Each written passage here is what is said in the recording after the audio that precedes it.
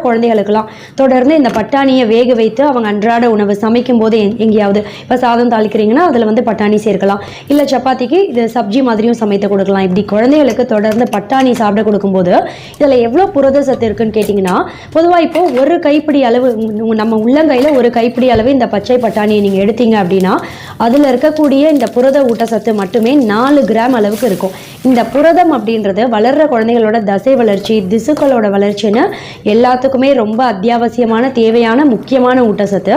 கூடவே இரும்பு சத்தும் இருக்குது. இப்போ இந்த பட்டாணியில் இரும்பு சத்து அப்படின்றது ரொம்ப அளவுக்கு அதிகமாக இல்லை அப்படின்னாலும் ஒரு கைப்பிடி அளவு இந்த பட்டாணியில் பார்த்தீங்கன்னா 1 மில்லிகிராம் அளவுக்கு தான் இரும்பு சத்து இருக்குனாலும் கூடவே ஃபோலேட் அப்படின்ற முக்கியமான ஊட்டச்சத்தும் அதிக அளவில் இருக்குது. இந்த இரும்பு சத்து ஃபோலேட் ரெண்டுமே என்ன செய்யும்னா ரத்த சோகை அப்படின்ற அயன் டிஃபிஷியன்சி அனிமியா நோய் பாதிப்பெல்லாம் ஏற்படக்கூடிய வாய்ப்பை ரொம்ப ரொம்ப கம்மி பண்ணிடும். நம்ம ரத்தத்தில் ரத்த சிவப்பணுக்களோட எண்ணிக்கையை எப்போவுமே கம்மி